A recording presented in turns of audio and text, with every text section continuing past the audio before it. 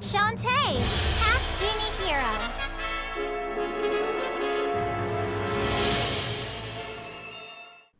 How's it going, guys? I'm here to take a look at Shantae, Half-Genie Hero, and I am very happy that I decided to finally explore the Shantae universe. This is a great game and a great introduction for me into the Shantae universe. Hope you guys all enjoy the review. Now, the first thing you'll notice when you turn this game on is the amazing visuals. It has this cel-shaded cartoon look that I know was in the previous game, which was Shantae and the Pirate's Curse, but I was first introduced to it in large part by Monster Boy and the Cursed Kingdom, which you could also find a review of that here on this channel, which is another great game that is very much like Shantae, and it plays very similar. And it also has a lot of similar mechanics when you kind of think about it. I love games that offer up a lot of variety and exploration, a lot of interesting and funny characters, and Shantae definitely delivers. But this is a very strikingly visually pleasing game that I just really was just enraptured by. I just couldn't take my eyes off it, and it was really just very pleasing. It's a real treat for the eyes, for the senses, and it really helps Shantae be noticed amongst the rest of all the other platformers and video games that you could play on the Switch and other platforms. It keeps its 2D perspective throughout, but really when you compare this to, say, an SNES or an NES platformer, there's really a huge league of a difference, and I love that it has respect for the retro old school, but still has that new school appeal. When you can find the happy medium like that, that is exactly what I'm looking for in a video game. Something that reminds me of the past, but it doesn't feel too dated, and it still feels like it belongs nowadays. There's always room for the retro, even in the future. And Shantae definitely proves that here. And the one thing I really love about Shantae is it has story, but it doesn't really get in the way. There is quite a bit of dialogue, but it's not overboard. And the dialogue that is there is fun, and it doesn't, have to have this super serious, epic story. It's just a story that's there, and it's entertaining, and I like the characters involved. Shantae and her friends, like Roddy Tops, who's a zombie. I kind of really get a kick out of that, coexisting with a zombie. It's very tongue-in-cheek. It's funny. I like the dialogue. Some of the parts are voiced. It's mostly just, you reading text. Once in a while, you'll see at the top of the screen, the character who's speaking, you can see their face, and they'll do sort of, still expressions. Sometimes the expressions don't really make that much sense. Now, I kind of realize that this game was crowdfunded, and they missed their mark when it came to it being fully voice acted. That's very disappointing. But I kind of wish that, to make up for the lack of voice acting, that they could have made these images at the top of the screen just a bit more expressive to affect what's going on. Because sometimes the faces don't really make a lot of sense. You kind of sometimes get an inappropriate facial expression for some of the dialogue that is actually being put forth. And that kind of, sort of, takes away from it, but not really. I found it to be entertaining. There were some funny, laugh-out-loud moments, and it's really just a very charming set of characters, and it really has a very feel-good mood to it. So basically, Risky is back, and her henchmen have stolen your uncle's plans, to build a machine. But then you get the plans back, and, you defeat Risky, like, in the first half an hour, the first 20 minutes of the game, and it's a bit jarring. Like, okay, you just defeated your arch nemesis and the game just started. But then you realize as the plot unfolds, and it doesn't like keep on hammering you over the head with the plot, it just unfolds a little bit, and then you get to see that Risky has tricked you all along, and you've been helping your uncle build the machine that's actually an evil machine. How your uncle didn't realize this is beyond me. I guess he's not really the scientific know-it-all that we thought he was, as he's actually building something and he doesn't even really know what he's building. That's kind of tongue-in-cheek in itself, you know, like you see the plot doesn't really take it too seriously, and I like that in a way.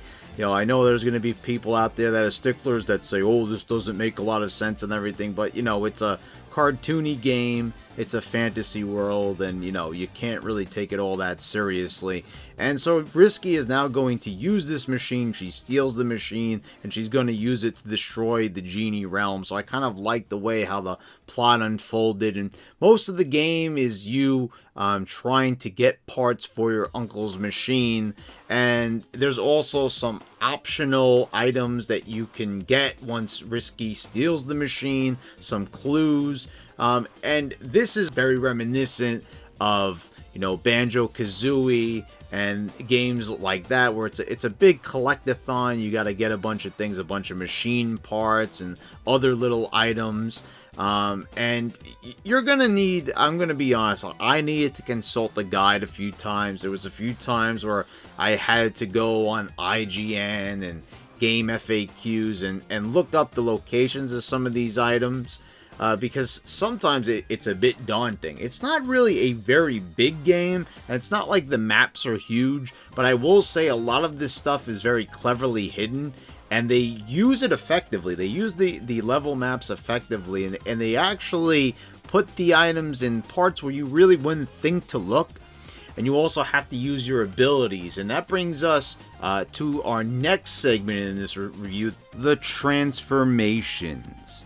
And I really like the transformations in this game. You know, you get to change into an elephant, a harpy, a mermaid, a crab, a bat, a monkey.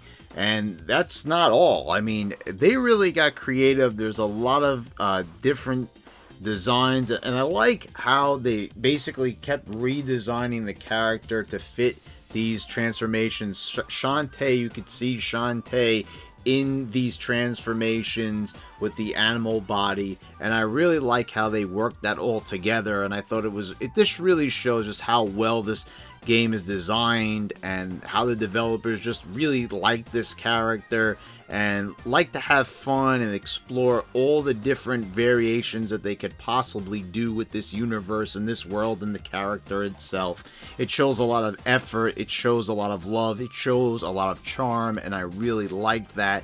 I like when I'm playing a game and I feel a lot of effort being put forth. You know, it really makes me appreciate the experience and level of creativity that's on hand. Each transformation takes advantage of the animal that you transform into, and each one feels drastically different than the other.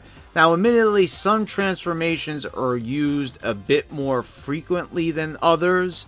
You know, sometimes, you know, they do try to even it out, but there are definitely ones that are more useful. I didn't really feel like the bat, for example, really got used as much as some of the other ones, like the mermaid or the elephant or the harpy. Some are definitely better than others, but it is nice that they did try to incorporate a host of transformations, and most of them really do work, and they are quite nice. Shantae will see you jumping, you'll be transforming, you'll be using your hair as a whip. There's many other different abilities you could buy from a store in town, but you always feel a sense of variety. You're not really doing the same thing over and over. The levels are always throwing new challenges and hazards in your way. You'll see some strict platforming here in Tasseltown. Then you'll be chased by a giant beast up a vertical corridor. You'll be facing off against some tough bosses. So Shantae really throws a lot of different curveballs your way, a lot of different surprises, and a lot of different challenges, and I really like that. You're always doing something different, and it doesn't feel samey. It feels new, refreshing, and challenging all in the same breath. And that's some great level design. That's some great game design to boot. And I like that there's always numerous ways to tackle a challenge. You could transform in some places even when you don't really need to use that ability, or you could just simply do the platforming as Shantae. And I like when a game gives you choices, when you don't really have to stick to just one strategy, one path. Now the game is quite linear. You know, you'll be exploring for all the different items I mentioned before, but there's not really a lot of different paths. There's pretty much one chosen path, and you could deviate from it a little bit. You know, you could dive into the water and go in a different direction, or go through a tunnel, and that will take you to a different part of the level. But it doesn't really feel like they really designed this with a very big open world mentality. They didn't really go for big levels, and I know that disappointed a lot of people, because in previous Shantae games they had more of a Metroidvania type of vibe to them, you know, which is Metroid and Castlevania Symphony of Night types of design, you know, basically where you're going through big labyrinth-like corridors and you're collecting things on one big, huge, massive map that's divided up into sections. Here you're kind of just going in and out of levels, and I like this style too. Maybe I'd feel differently if I played another Shantae game before it, but I like how everything fits together, and it, you know, maybe that's also a good thing too. It's not that big, it's not that overwhelming. I have played Metroid, I have played Castlevania games, but you know, this is a nice medium. I like the way how they set this game up, and I'm very used to this style of platformer, and I enjoyed it immensely. You know, as well as it's well designed, I'm okay with it. You know, not being a long-time Shantae fan though, I probably, you know, am not the best one to judge this part of the game, but for someone who's a newcomer and what I think of it as a first impression, I like it a lot. The bosses are also very challenging, and I like, speaking, we talked about characters before, these bosses are very colorful. I like Techno Baron, I like Hypno Baron, I like Squid Baron, I like the relationship that Hypno and Squid Baron have together. I like that they're all called Baron. You know, the thing is about these enemies is they're not really too serious, they're kind of silly, they're not really a big threat, but I enjoy what they were going for here, you know. They're villains, but they're kind of comical. You know, they obviously want to try to hurt Shantae. They want to try to put an end to her quest. But I like that it's more tongue-in-cheek, more entertainment, more comedy. And I like the way how these guys are designed. I like the way how they look. They're different. And it adds to the colorful landscape of this game and the universe that it tries to develop, and that it has its own characters, and they try to go about it in a different way without making them too menacing. They're not really there to take over the world. They kind of have their own objectives, and I found that to be quite funny. Like Techno Baron, he kind of wants to can mermaids, and you know, when he runs out of mermaids, he starts turning people into mermaids in a very makeshift fashion. It's very weird, it's very peculiar, and I like it. You know, they were really thinking outside the box, kind of throwing a lot of different ideas around, and I think most of it works, and I enjoyed that level of creativity of it just kind of being zany and not taking itself too seriously. Also, if you're playing the Ultimate Edition, the DLC of this game, or if you're, you know, in my position, you own the physical copy of the game and you got it automatically, you'll get to play a lot of extra game modes, such as Pirate's Queen's Quest. And this is a great mode, such a fun mode where you get to control Shantae's arch nemesis, Risky Boots. And this is totally awesome. You get to use all of her pirate equipment once you collect it all, of course. And you do navigate the same map, so that kind of feels a lot similar, and you still fight all the same bosses, but it's all from the perspective of Risky. And I really appreciated that they added this mode in there, put in all different dialogue, different scenarios, so even though you're still exploring the same levels, you get to do it from the perspective of a different character. There's just enough changes to warrant another playthrough. And then you also have, on top of that, Friends to the End, which is an interesting, almost an apology to fans for not really fully expanding on this segment in the main campaign story where Shantae gets turned evil once it's revealed that Risky has switched the blueprints on her uncle, and he's been building the evil machine, the evil dynamo. And she goes evil, she gets turned into a dark, corrupted version of herself, but then she quickly snaps out of it. And this was very disappointing when I was playing through the main story, because I was like, what just happened? This could have been something awesome. An evil Shantae, you know, is she getting controlled by Risky? Is she going to turn on her friends? And just like that, they say that she was like unconscious, and then she finally woke up a few hours later, and just all is fine and dandy. I'm like, well, okay. But this actually gives you an all-new mode. You get to play as Sky, Bolo, and Roddy Tops, and they all have different abilities, and it feels like a totally different experience, just like with Risky. You know, you are going through most of the same maps, which is a little disappointing, but you can understand why they would explore the same maps, just in the same vein as Risky Boots. Now, there are plenty of other modes, but I haven't played them all, and plus, you know, if we talked about them all here in depth, we'd be here all day. So I just want to finish off by talking about one last mode, and that's Officer Mode, which is a really cool and fun alternate universe where Shantae is an officer, but she's not the same Shantae that you've been playing all this time. She's not the genie character, even though they refer to her as that. But this is a really fun puzzle mode where there's platforming and puzzle and action mixed together. You know, there's still combat, but you've got to move these blocks, and you've got to be very strategic about it. Now, you can use them for platforming. You have to navigate around them. There are also obstacles. But you can use them to your advantage. You could use them as weapons, but they could also be weapons against you. And if your timing is not correct, you could go careening towards the screen. And I really love this, because not only can you go careening towards the screen, you could also time it just so, and you know, at the push of a button, these blocks can shoot out and they can knock your enemies towards the screen. And this reminded me of Turtles in Time. Remember that, when you could take a foot soldier and fling them towards the screen? You know, I really love that it breaks the fourth wall. I thought that was a really nice touch, and I believe that that was definitely inspired by Turtles in Time.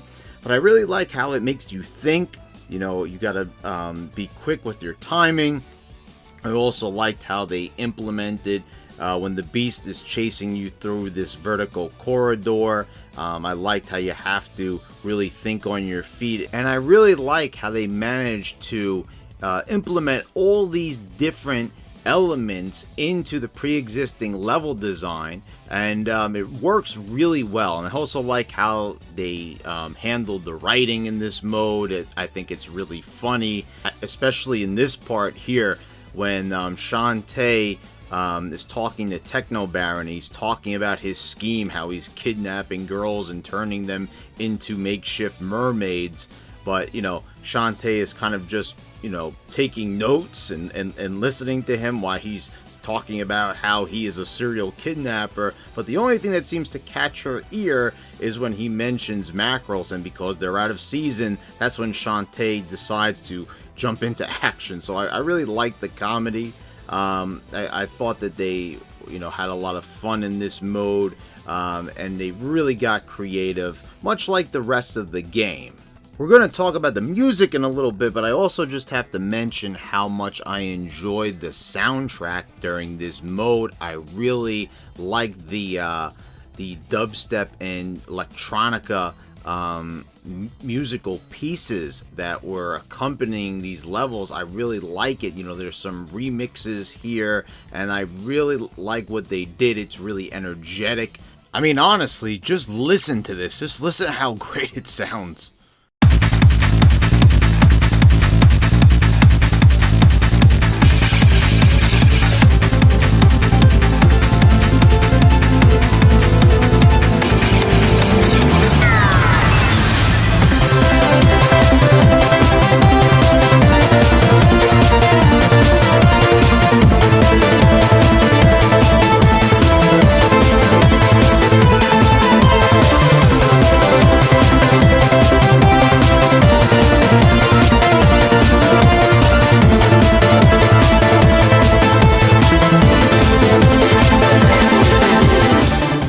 So the fact that they took all this extra time to incorporate all these different versions of the story and different types of stories, I really like that. Like, this actually feels like DLC worth downloading. Usually you'll get something cheap, not really worth your time, just like a little 20-minute story expansion add-on, but this is actually full-fledged modes, and it adds to the story, it adds to the experience, it adds to the fun and the overall entertainment value and the whole package that is Shantae Half-Genie Hero.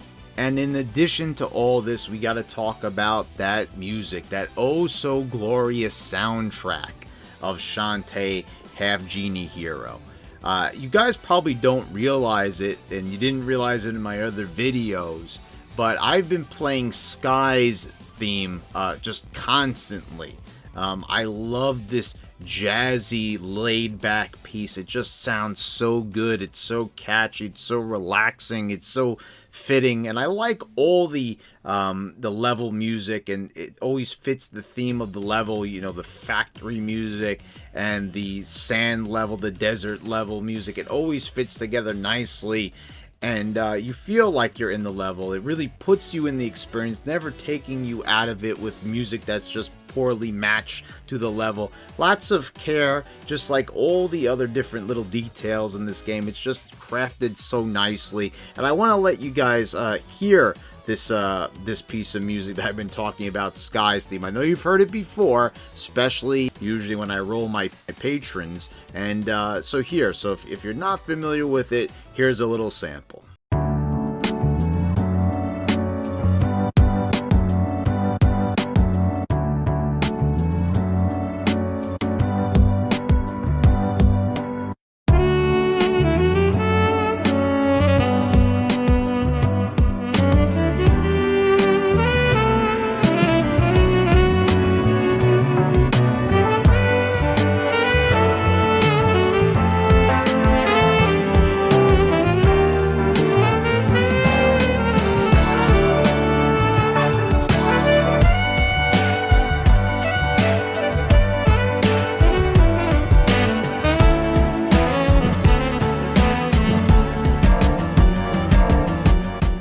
Thank you guys for all watching the video. I hope you all enjoyed it. I'm a big fan of Shantae now. As a matter of fact, I actually went and got myself a physical copy of Shantae and the Pirate's Curse after finishing this game. That's how much I truly loved it. And you're of course going to get a review of that game once I finish it. I have several other games that I'm trying to get through and make videos for, so when we get around to it, we get around to it. But anyway, guys, thank you all for watching. I want to thank all my patrons, and guys, subscribe if you haven't already. Click the bell so you get all the notifications when I post all my new videos. And guys, I'll see you next time. All around, it's